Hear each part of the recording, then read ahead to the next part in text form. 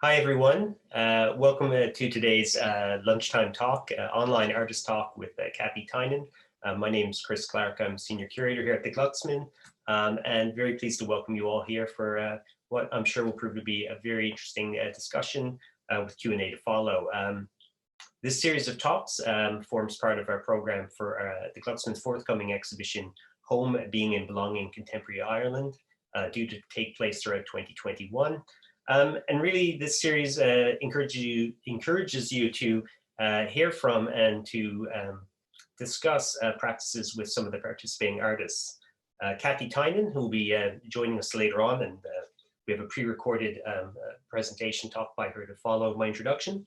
Kathy Tynan makes paintings which typically depict details and particularities of urban and domestic scenes. Her direct and energetic approach to the painted surface favors liveliness over correctness of representation, and while her paintings are figurative, the real subject matter of her work is the moment of encounter within the everyday, when ordinary or usually overlooked aspects of the scene become illuminated. Her recent exhibitions include High Lanes Gallery in Drogheda, Kevin Kavanagh, Dublin, The Lab in Dublin, Serious Art Centre in Cove, Cité Internationale des Arts in Paris, Dada Post Berlin, and the Kuvatade Academia in Helsinki. She published her first book of paintings, Proud and Strong All Day Long, in 2018. And in 2019, she was winner of the Dublin City Council Visual Arts Bursary and was shortlisted for the Hennessey Craig Prize for Painting. Kathy Tynan is represented by Kevin Kavanagh Gallery in Dublin. Now, we'll first stream a pre-recorded talk by Kathy for approximately 30 minutes. And then after that, we'll link up live with her for questions and discussion. You can pose questions using the chat function throughout the talk, and the talk will be posted afterwards on our YouTube account, so please keep in mind your contribution to the discussion will be archived there. A quick thanks also to Arts Council Ireland and to University College Cork for their support for this whole series. But without further ado, I'm going to turn over now to our pre-recorded discussion presentation by Kathy Tynan, and we'll see you all back here in about 30 minutes. Thank you very much. Hello, and thank you for joining me. I am going to give you a brief description of my background as an artist, and I'm going to then go through with you some of my works from the exhibition Home, that's in the Glucksman soon, and some of my more formative paintings from the last sort of 10 years. Just briefly, the paintings that sort of got me to this point as the artist that I am now. And I will then show you a series of different projects and exhibitions that I've done over recent years. So I have been practicing as a painter for around the last 10 years. I graduated from NCAD in 2008 with a degree in painting, and then I returned to do a master's called Art in the Contemporary World, which finished in 2010. That was a written master's, and for a couple of years then I was a little bit lost as to how to situate my practice and what kind of a painter I wanted to be. I was making paintings and renting a studio, but things only really started to come together and make sense for me, I'd say around 2012, 2013. So I think of my practice as quite recent and sort of still in its emerging stages in that way. I will jump in now and just start showing you some images. I'm just going to go through the works in Home for you first. This one is called In Silence for a Spell, and there's 3 paintings that were finally selected for this exhibition. They're all sort of medium-sized, about 50 by 50 centimeters square paintings, and they each depict a different place in Dublin that I felt familiar and homely towards, I suppose. But my entire practice is really geared towards finding interesting moments within my familiar daily routines and places, little shifts in sort of light or weather or maybe sound or something that becomes sort of off kilter in an otherwise ordinary place or time. Um, so this painting is from a series that I made in the cafe of St. Teresa's Church in the Dublin city centre. And I started to go there because I was doing a residency in St. Patrick's Cathedral, in the Gate Lodge rather of St. Patrick's Cathedral in St. Patrick's Park. And I was there for 2 months last year, this time last year. And because I was there the whole time, I had intended to make paintings based on that actual vicinity, but I ended up needing to take breaks from being there. And so I started to go to this cafe. Even though it's in the city centre, it's really a quiet spot for isolation and reflection. And most of the people that are there have been attending the church next door. So there's a lot of elderly people there, or just a lot of people sitting in at chairs and tables on their own, having a scone or a cup of tea or a bowl of soup. So I was just really endeared towards the place and the room itself. It's like a big old sort of, looks like an old ballroom. It has this beautiful parquet floor, and it's a very, very peaceful place where you could kind of feel instantly at home. So I just wanted to show you one more painting from that series that wasn't selected for the final cut of home, just because it was, I suppose it was just too big and it sort of imposed a little bit too much on the other works. But that's just to give you a sense of the place and the series that that painting is from. That's called Chests Rise and Fall. This is another painting of a similar size, and it is of the actual residency that I was living in St. Patrick's Lodge. That's my little dog Kipper sitting on the side of the sofa. And it was a weird sort of a temporary home. I'd applied for the residency the year previous, and during that time I was living in Drumcondra in a house share, and I sort of thought this would be a wonderful sort of little getaway and escape. But by the time the actual residency began, I was living with my partner and expecting a baby. So I was sort of 7 months pregnant, beginning the residency. And I was actually living 10 minutes up the road. So it was a strange kind of a place that sort of felt guilty and as if I was wasting someone else's opportunity. But now looking back, the strangeness of living here actually allowed me to make some nice, strange, kind of thoughtful paintings. So this next one was made the previous year. So it is called Temple of High Day, and you'll probably recognize the corner of Croke Park there, which was where I was living right next door to it. Basically, that was my view almost from my house. And this was the summer of 2019 when I was working very hard, probably the hardest I've ever worked in terms of painting, because I was preparing a solo show and preparing for a competition at the same time, which I'll go on to explain. But this body of work that I was making just really motivated me to get up early and come home late. I had a studio in the RHA, which is sort of the other side of Dublin. So this was, a lot of my walks were either at dawn or dusk, and the sky was really amazing around these times of day. And I suppose my mind is usually the most alert aesthetically when I'm either going towards or leaving the studio.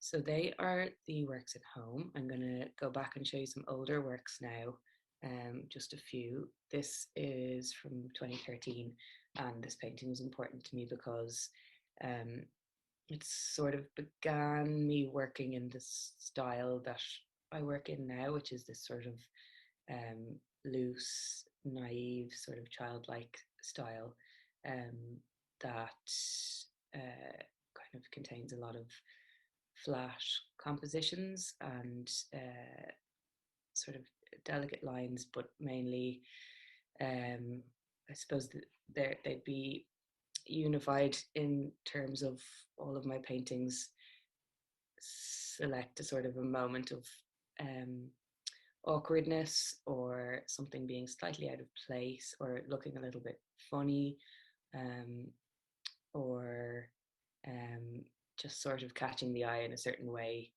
um, that brings you out of your familiar routines or brings you out of uh, just accepting everything and not really looking properly at your surroundings that you're used to.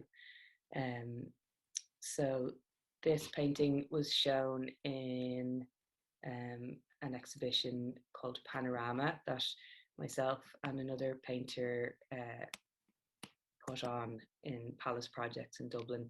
We made a group show of female painters in 2014, 13 or 14, and we put one of our own paintings in to the exhibition. So this was my painting, and um, it was really important in terms of my career because one of my favorite gallerists and galleries, Kevin Kavanagh, came to see the show and he liked this painting. He decided to buy it for his collection and then offered myself and another painter in the show, Aileen Murphy, a two-person show the following year. Um, so this is a painting that really I owe a lot to. Um, this was painted around the same time. It's called Seoul Desert. And so this sort of trajectory that I began on as an artist around these couple of years was largely due to the fact that I moved house to the area that I'm now back in, the Tenters in Dublin 8.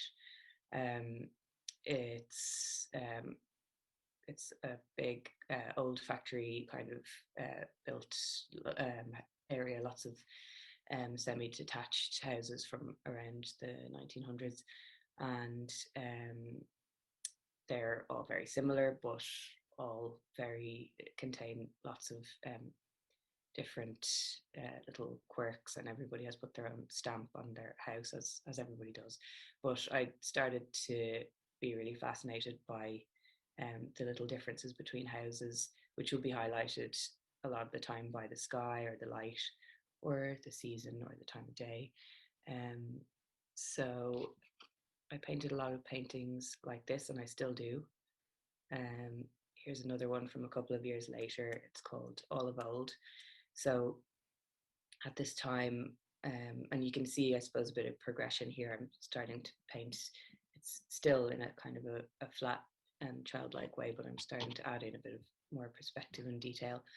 And also the scale is starting to increase as well. It's sort of as my confidence increases. So because at this time I was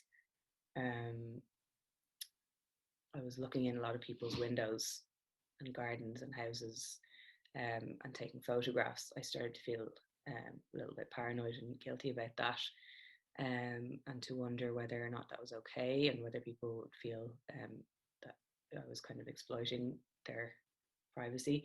Um, but this painting, after being shown in the Kevin Kavanagh Gallery, was printed in the newspaper, and because of that, the homeowner's daughter, the homeowner was an elderly lady, and her daughter got in touch with me, and just to say that the whole family were delighted and sort of really celebrating the fact that this paintings and that the house had been painted, and that it was sort of giving a little bit of a pat on the back to the homeowner, who she's very house proud and had been keeping a beautiful house and a beautiful garden for years, and she was delighted to have this recognised in a painting.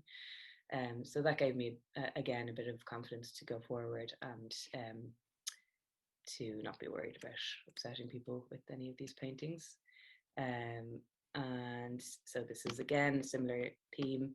This is part of Crumlin, very near where I live, and it was painted recently enough, 2019, and it's called Was Low the Moon and High the Wind, after a line from a Chuck Berry song. And this painting was purchased by Trinity College for their collection last year.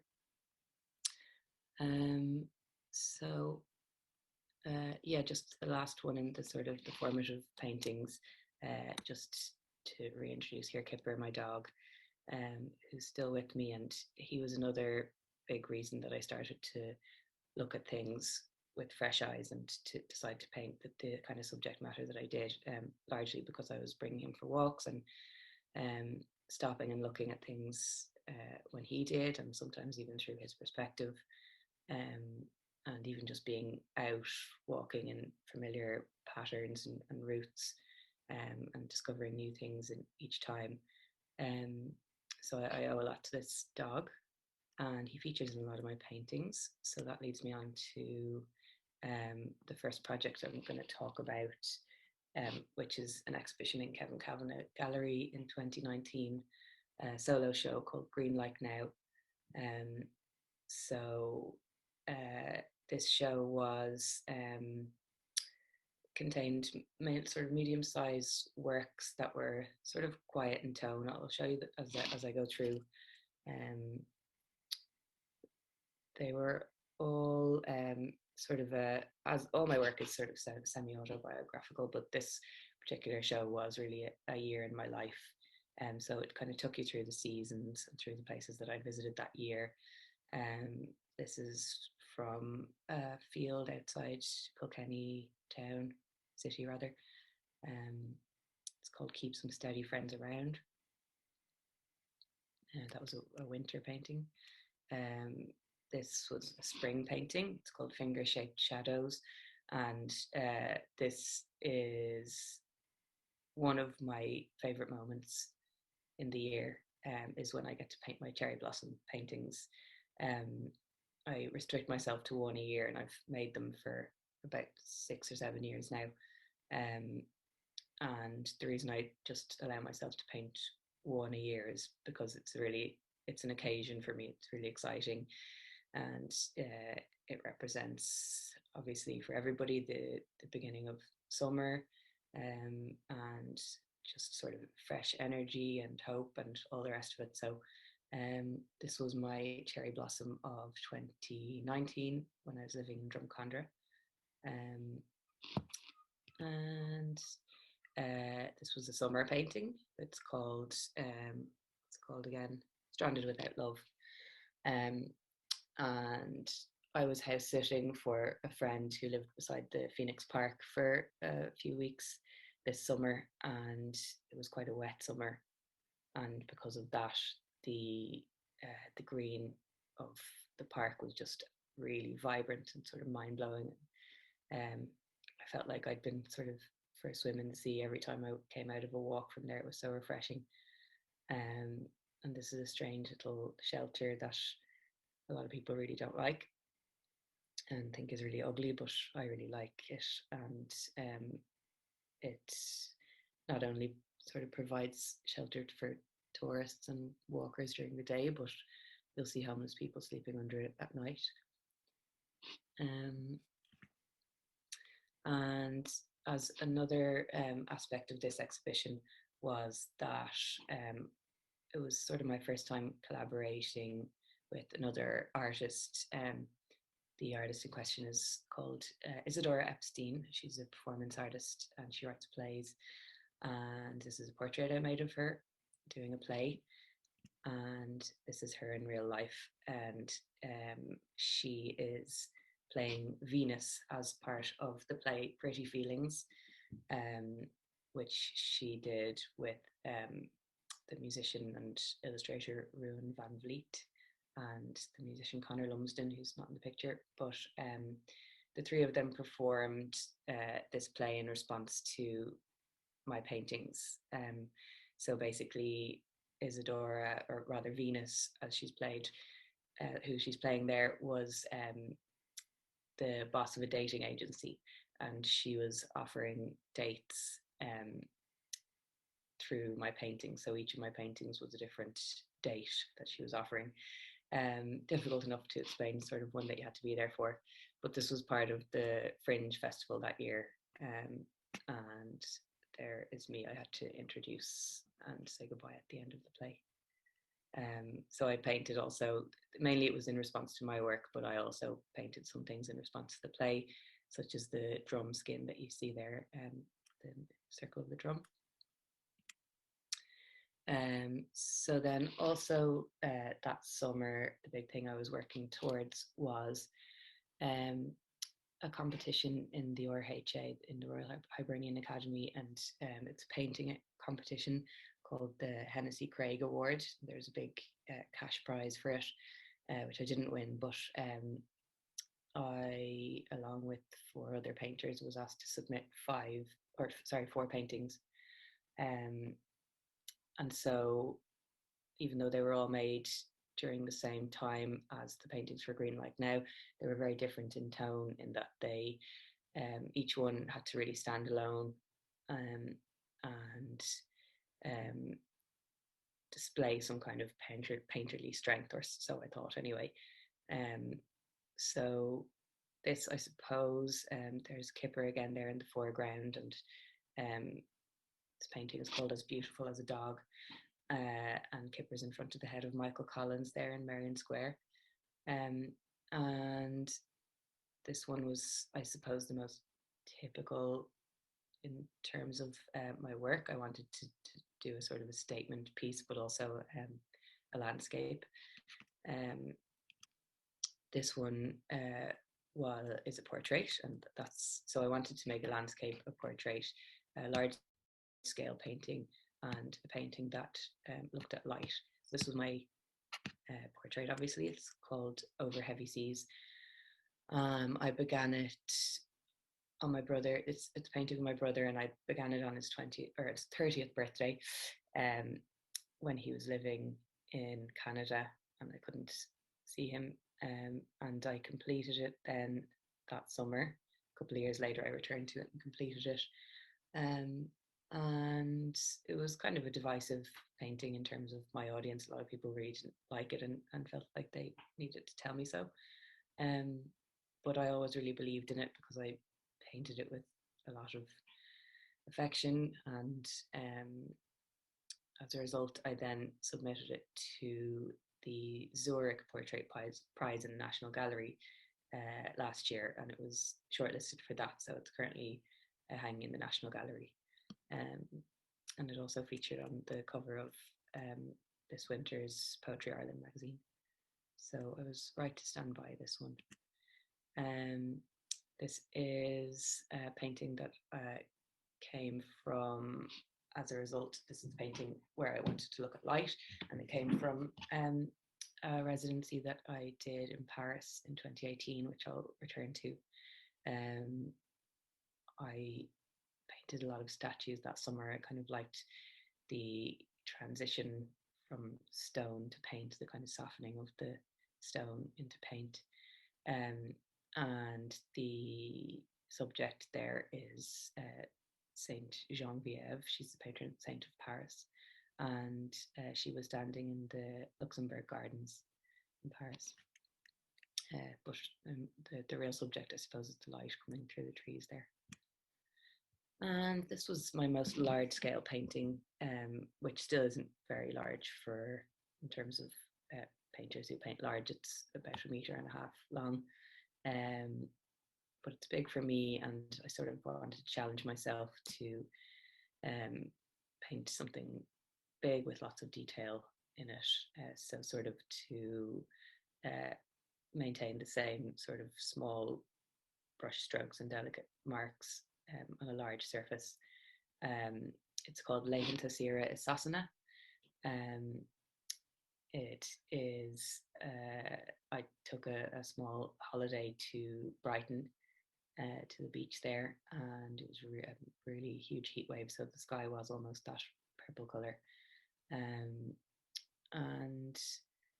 Yeah, I was really delighted with this painting, mainly because I it's kind of embarrassing to admit, but I had struggled to paint water for many years, couldn't get my head around how to paint water. And while painting this painting, I realized that it's just the same as the sky. It's a really simple realization, but it's one that I've valued ever since. So moving on now to my exhibition in Paris, my residency in Paris. I was there for 3 months, the summer of 2018, in the Cité Internationale des Arts. It's a huge artist residency. Each artist gets their own studio to live and work in, and there's 200 or 300 artists living there at any one time, working in all different genres and mediums. And I this was the first time that I'd gotten to really engage with an unfamiliar place. And so it was a big challenge to my practice to sort of try and work out my routine and to try and figure out a way to paint when everything is sort of spectacular and everything is stopping in your tracks the whole time. It's hard to pick out any one thing or any one moment, or something being off kilter, like in the way I described when I'm painting at home.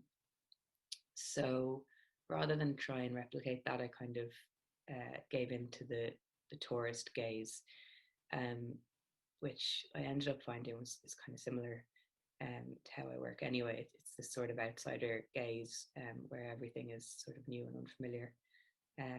So I went around a lot of museums and found favorite kind of corners and places to revisit. This is called Entre Chien et Loup, between the dog and the wolf, and it's from the Museum of Hunting and Nature. It's a big enough museum. It's like 3 floors, but it has kind of the feeling of a curiosity cabinet or something. This is a tapestry depicting a hunt with a taxidermied wolf standing in front of it. This is a market in Montmartre. It's called Fresh and Tender Pulp. This was my desk in my studio, which amazingly looked out onto the River Seine. I suppose a part of the residency was that I was quite lonely because I was living and working alone, and although I did make a lot of friends, I didn't get to know anybody in the same kind of intimate way that you have at home. So I had certain comfort items there that I wanted to represent in this painting. So I have my inhaler there on the left. My grandmother died that summer. I went back briefly for her funeral and returned to Paris with a little china cup of hers, which you see down on the right. I've got my insect cream beside it there, and I'm watching the film First Reformed, which is the name of this painting, starring Ethan Hawke, who's a long time been my Hollywood crush. So I just wanted to paint this little moment. This is called Les Artistes. So were 2 friends of mine on the residency.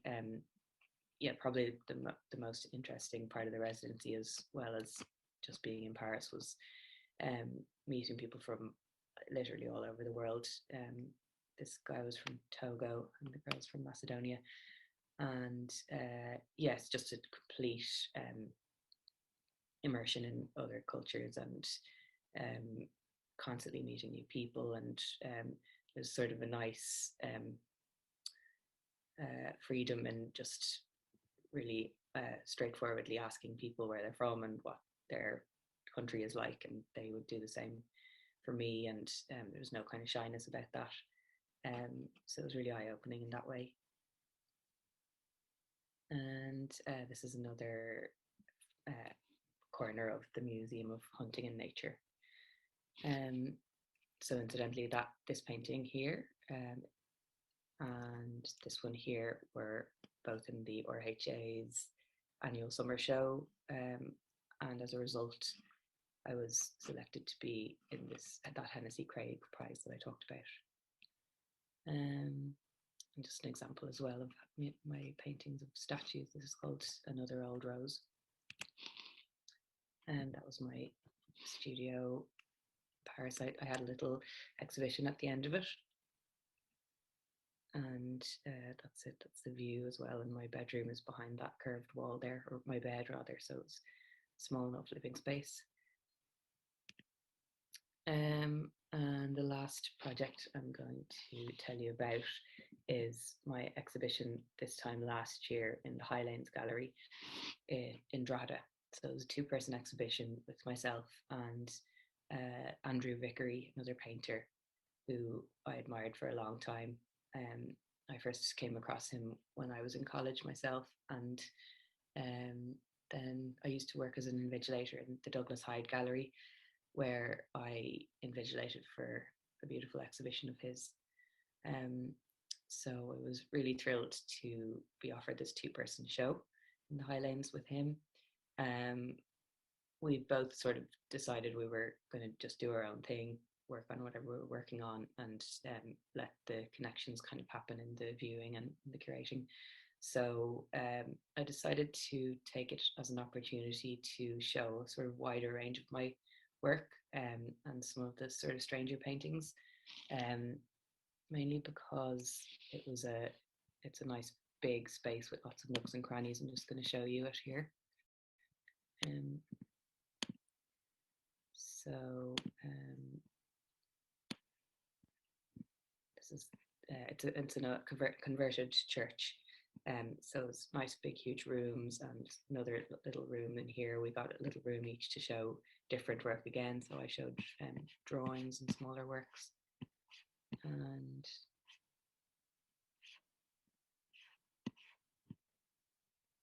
just to give you an idea of that. And while we're here, I'll just show you this was some install shots of Green Like Now. So it kind of shows the flow of the smaller or quieter works, the changing seasons.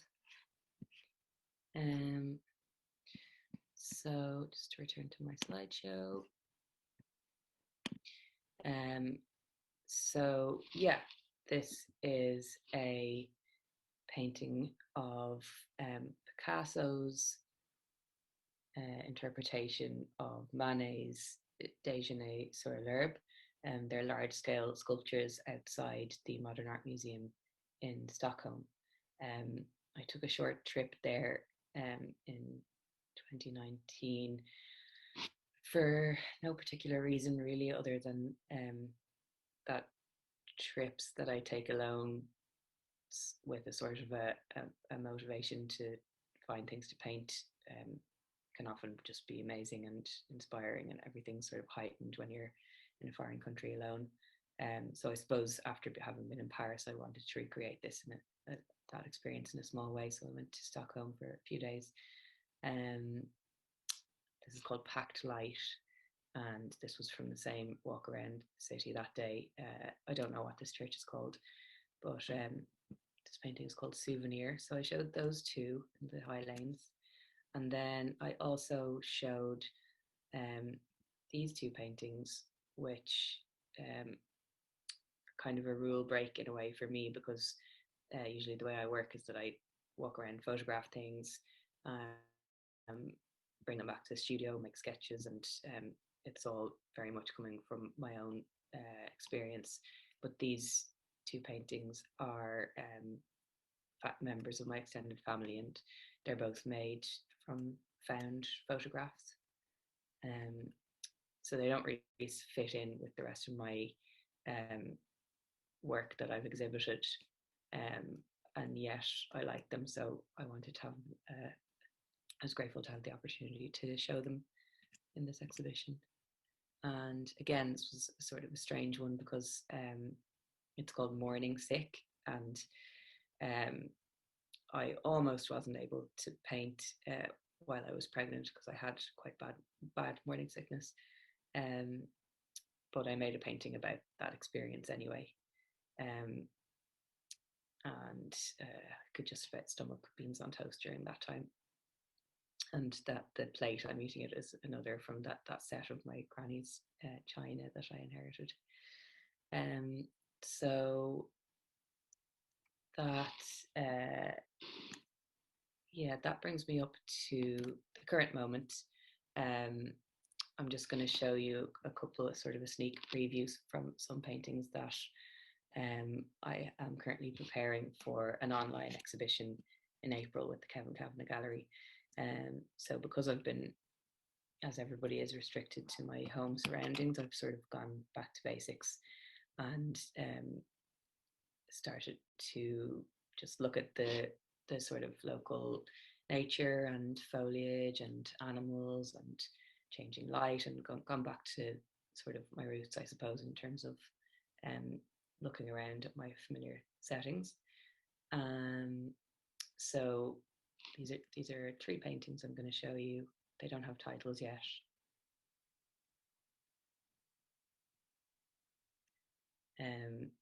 But they're all made along the Grand Canal from where I live, going out towards Rialto and Inchicore.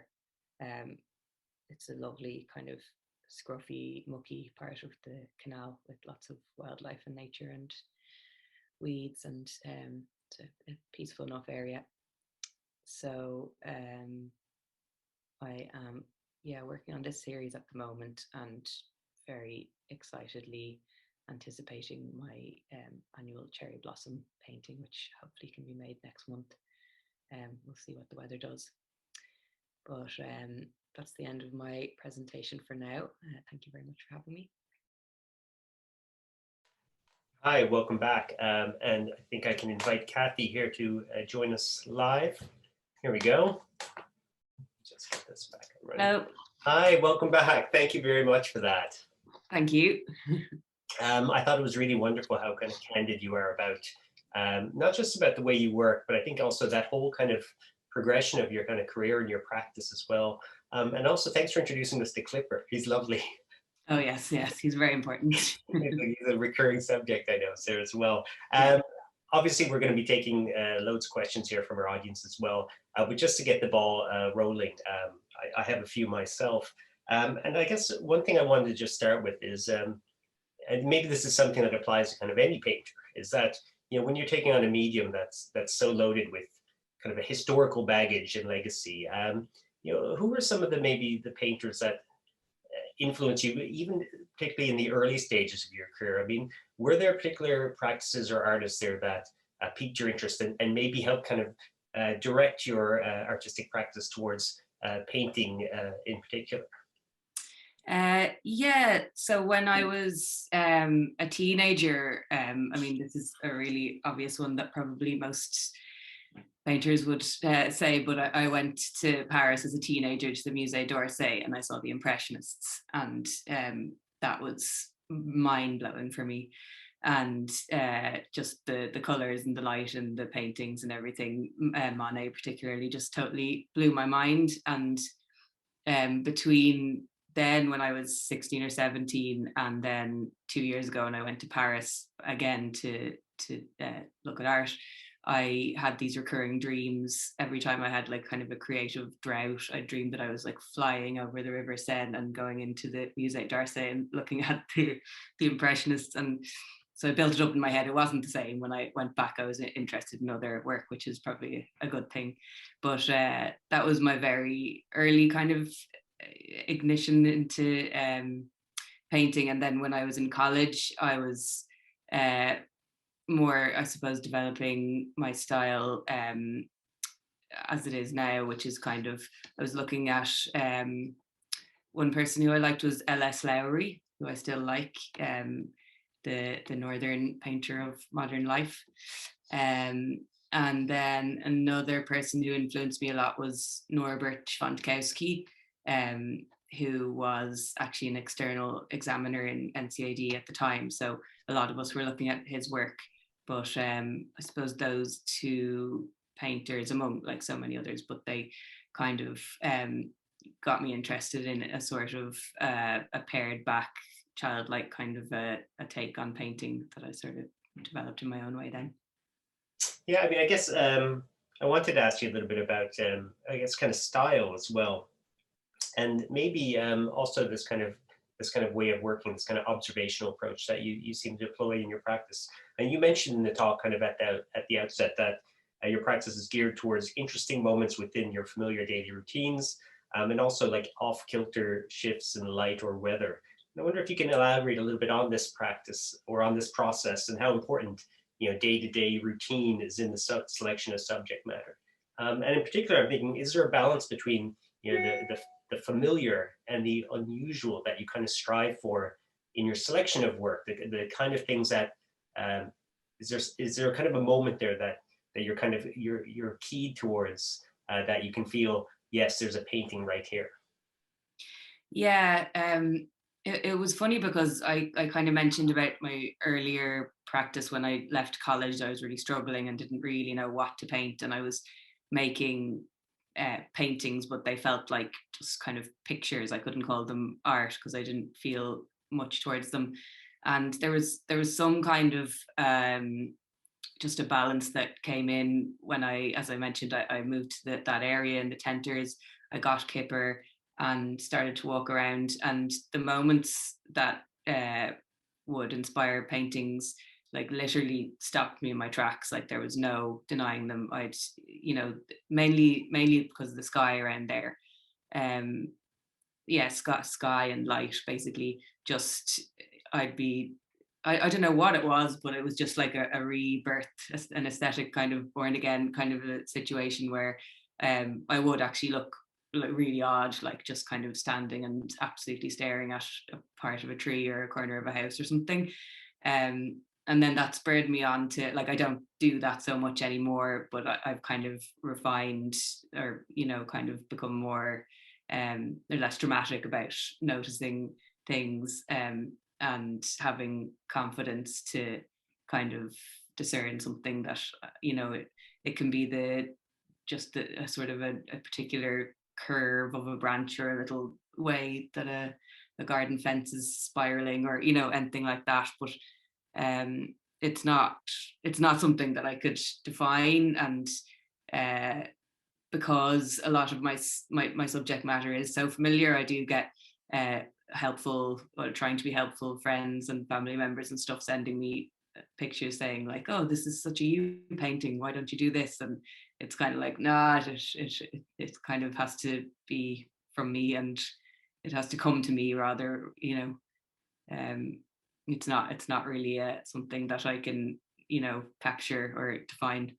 But it's the intuitive thing, I guess, that again, the kind of thing that I would think was kind of refined through the practice of painting as well.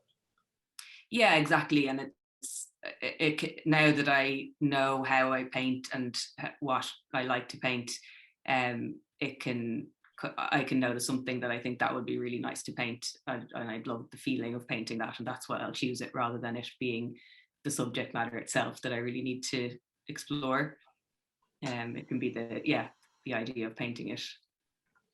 I have a question here from one of our attendees, which is and a statement, I think, which is, there's intriguing intimacy to your work, and yet the painting style almost suggests a disassociation from this personal lens. That sense of disconnection from the world is something hugely prevalent now because of COVID-19, so it makes your painting suddenly urgent. Is this something that you would acknowledge? This idea of, I had something kind of about this as well, because, one thing I kind of picked up on, I mean, you mentioned photographs, obviously, it's a way of working.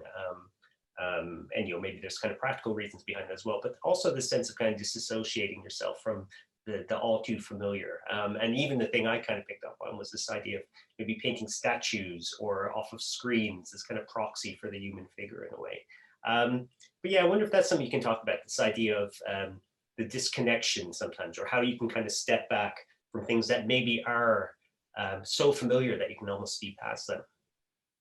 Yeah, and well, I suppose that's why having a dog kind of initially helped me, because the kind of the neutrality that he would view everything with was something that I kind of aspired towards.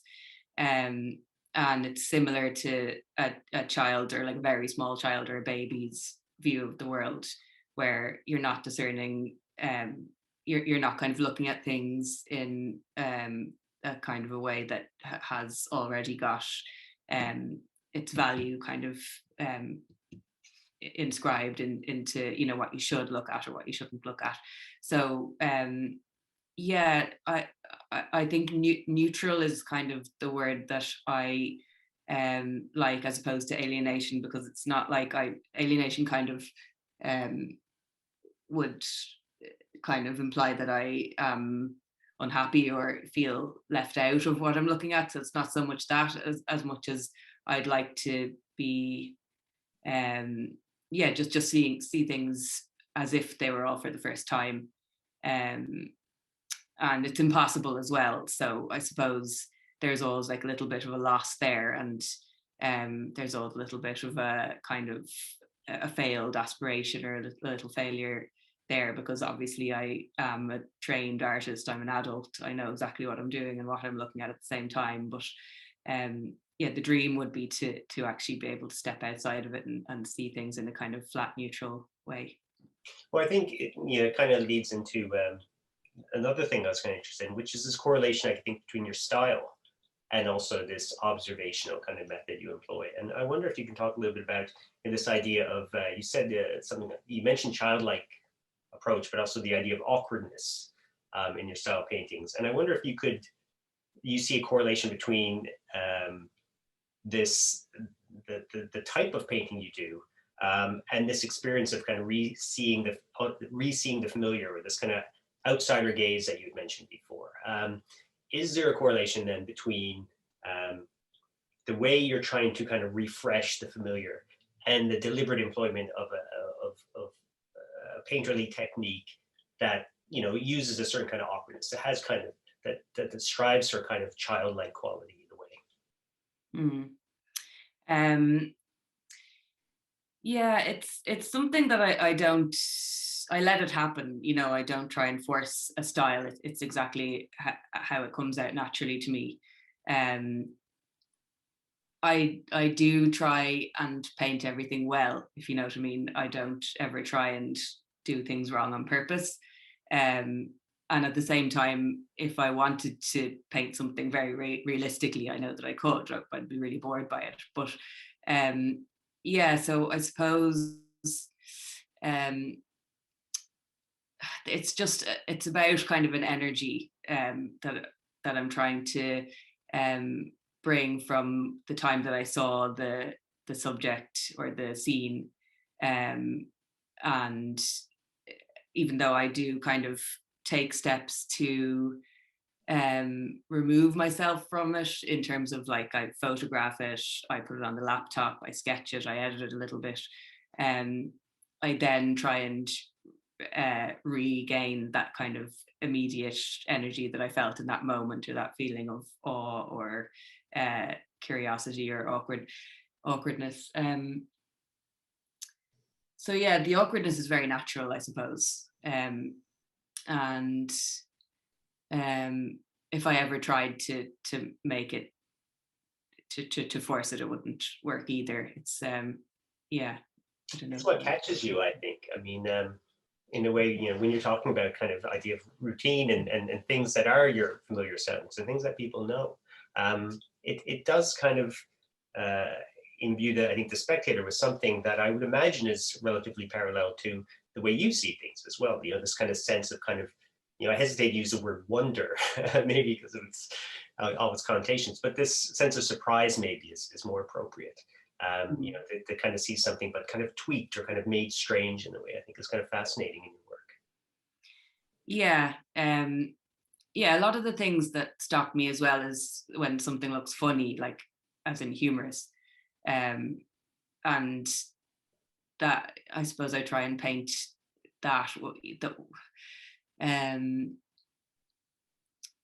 Yeah, I don't know where I was going. No problem. Another thing I wanted to ask you about was, because you mentioned your cherry blossoms paintings, and that you allow yourself one painting a year of the subject. I find that absolutely fascinating.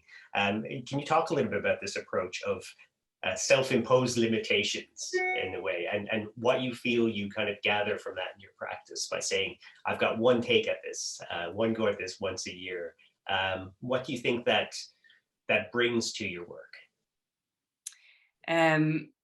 Again, I suppose it's like the storing up of the energy from the moment of encounter. Yeah, like I do that with every painting. Like they're all done in one sitting or maybe two sittings. Uh, and if I get them wrong, then they're gone. You know, I take the canvas off and I re-stretch them and I throw them away. So I never kind of go back and correct things. And yeah, the cherry blossom, I suppose, is the real kind of heightened version of that. Because I just get complete endorphin rushes every time I see them. It's not the ones that are out now, it's the ones that don't come out till another like couple of weeks, so I haven't actually done it yet. You know, the really kind of fat, flowery, kind of frilly ones.